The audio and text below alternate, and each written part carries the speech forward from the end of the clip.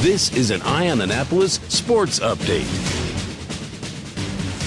Halftime at the Lincoln Financial Field in Philadelphia at the Army-Navy game. It is Navy up ahead now with 14-7 against Army. The teams are just running into the locker room. They're coming back. And they're coming back with Navy having the lead and Navy getting the ball to start the second half. What a second quarter. Navy came back and just took complete control back over the game. They really did. Coming out of the first quarter, I would have thought, they were challenged. They were a different team coming out now.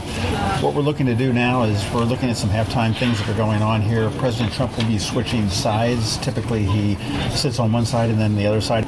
So for a while, he'll sit with the mids and he'll sit with the Corps of Cadets. And sometimes he'll be up in his box.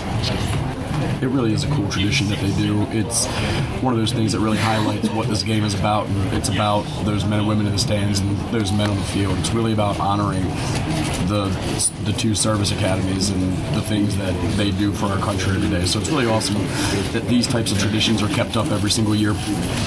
And what's particularly impressive is that it's relatively apolitical. President Trump was welcomed pretty warmly here. Yeah, without a doubt. This is a crowd that could go either way. But he was welcomed, like I say, very warmly, and it's good. I mean, this is a very emotional game on many levels certainly for those that have served. And I know when they did the prisoner exchange, where they took the exchange student from the academy, Army came out with, on the back of the ones that were exchanging over, it said for Pete.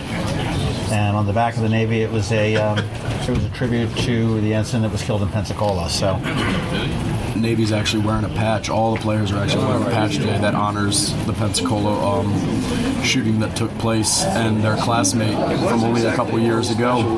Right. And right now, as we're looking, here's President Trump. He's approaching midfield, waving to the crowd. Pretty much a standing ovation. Everyone is clapping, and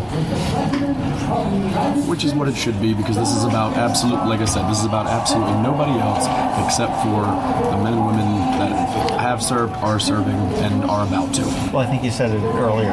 You said it very well. That this isn't a political thing. This is not the president here. This is the commander-in-chief. That's correct.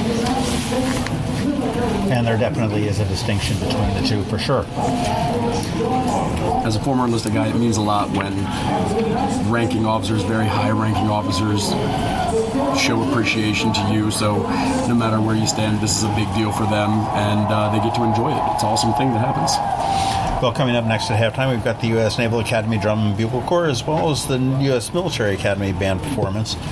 And then we'll get underway with two more quarters of football. Right now, it looks like Navy is on top, 14-7 from Lincoln Financial Field in Philadelphia. John Fernay, Eye on Annapolis. We've got Kevin Chaney, Shellback Sports. We'll see you in